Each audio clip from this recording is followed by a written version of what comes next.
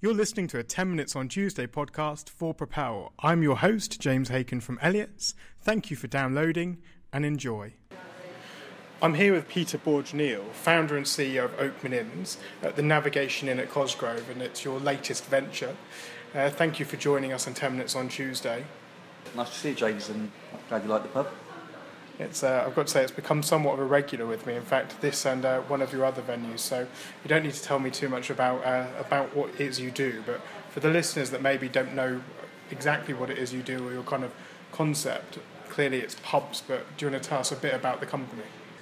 The concept when we started was very much about being a sort of evolved pub, if you like, the modern pub. Some of it seems to be very, very mainstream when you look at it now. But when we were putting our thoughts together, things like all-day dining and free internet were actually quite progressive ideas. Now they've become an expectation. And what we've tried to do over the years is to keep on evolving. It's about what pubs should be. You know, when you're building a pub, I don't know why you would, recreate a Victorian pub. They were very good pubs, but they're built with a purpose. Now the environment's different. There's much more interest in dining out rather than just drinking out. We take 50% at least of our money from females, so it drives a different offer.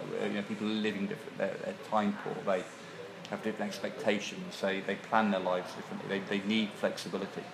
So we've just tried to keep that going. And sometimes when you're growing the business at pace, you do forget to evolve the concept when you're kind of just building bricks and mortars. So I do try to make sure that now and again I just stop and start to think and make sure I look at the market, I look at people's behaviour, I talk to kind of younger people about their habits, I try to kind of follow trends and just make sure that we are gently evolving with it. We don't have to be the coolest thing in the industry, but we just need to understand where things are going directionally and just make sure that we're in step.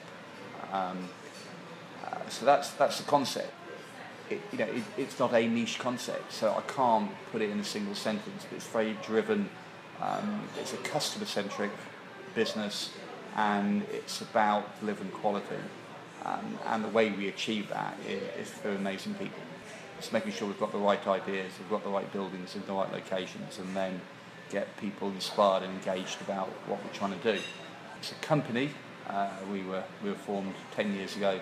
Started trading 8 years ago, funded mainly by EIS. We did have some senior debt for a while, but we paid that back.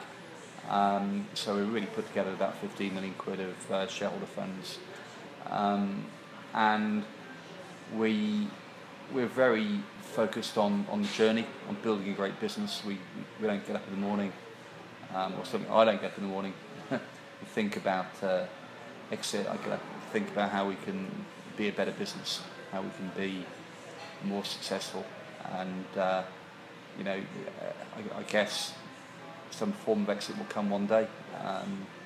It may not be a sale. It might just refinance, management buyout. We might list. I don't know. It's just not. It's not what I worry about. It's worry about being good at what we do.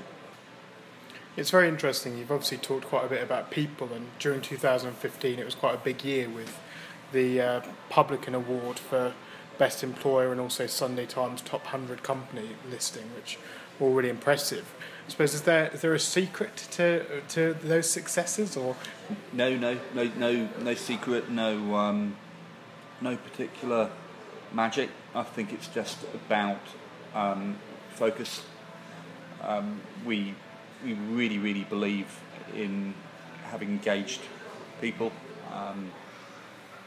We make sure, that sounds a bit arrogant, we attempt to ensure that we recruit people with the right attitude, the right raw material, and from there on we want to kind of inspire them, explain what we do and why, and we find that people are really interested. They really like the fact that we're trying to do things the right way. They like our commitment to quality.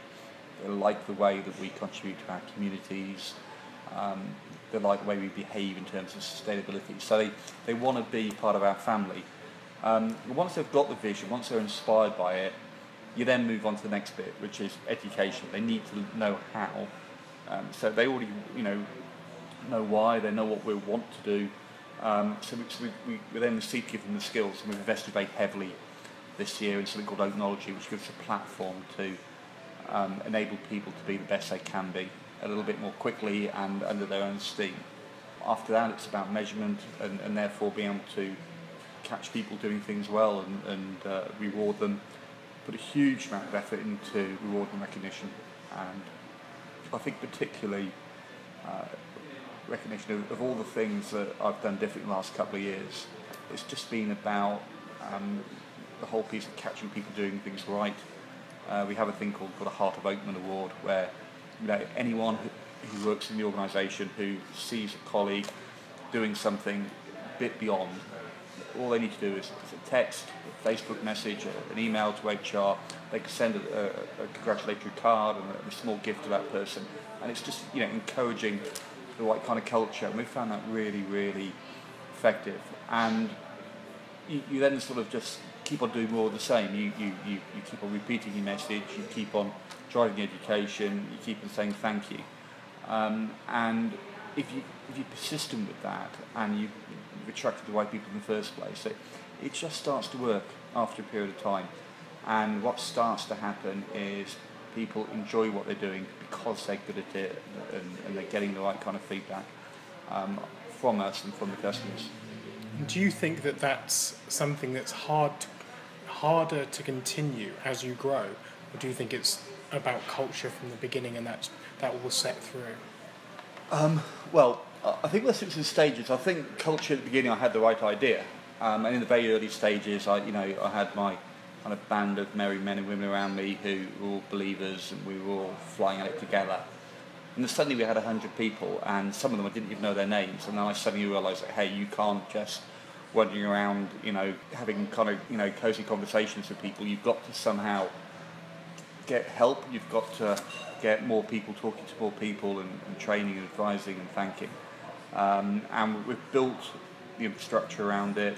We've built a lot around Jill, our head of HR, who sort of drives sort of the delivery in particular. But everyone's engaged, and we quickly sort of got it right for that size of the organisation, and we're very, very clear about growing with it. Arguably, as you get bigger, it should become easier to deliver some bits because you can afford to pay for them. Because some of it is about money. Having the platform for the training thing needs funding.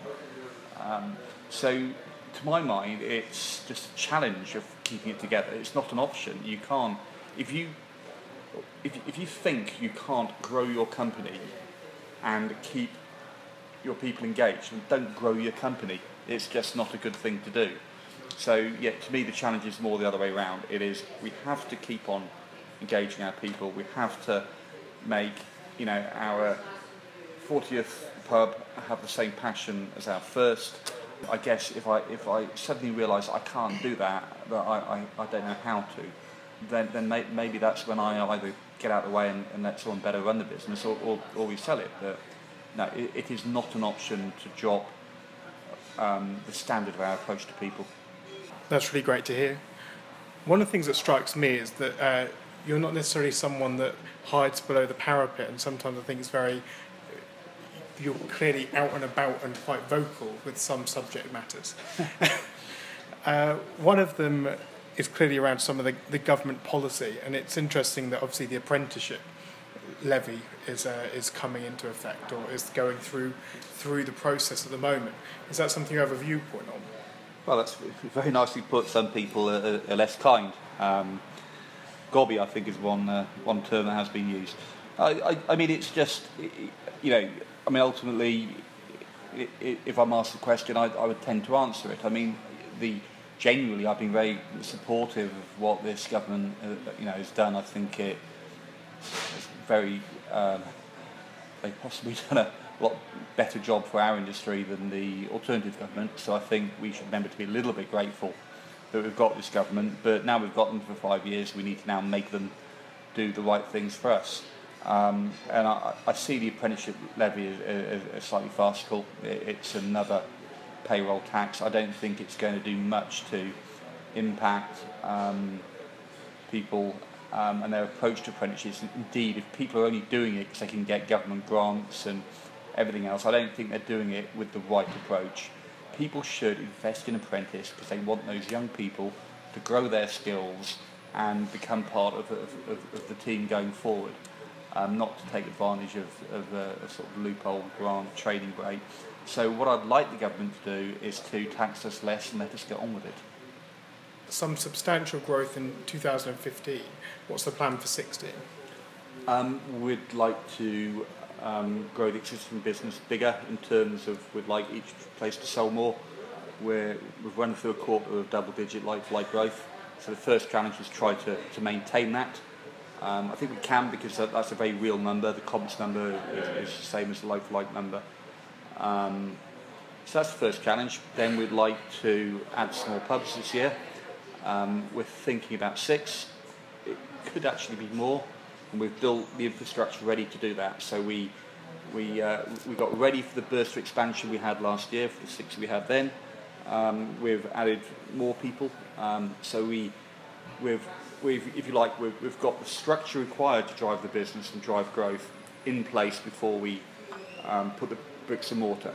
So that obviously drives quite a high central cost, but I think it's the right thing to do. And I do think we will open at least 6 in the next calendar year. Indeed, I've got 3 of them in the bag. Thank you so much for your time. I think we're going to have to wrap it up there, but it's been really inspirational. I think the talking to people like you is what I wanted the podcast to be about, and I really do think that for me, my career has been about hospitality, and I'm super passionate about it, even from the side of the fence that I'm on now. And clearly, it's your massive passion too. Thank you. Nice talking to you, James.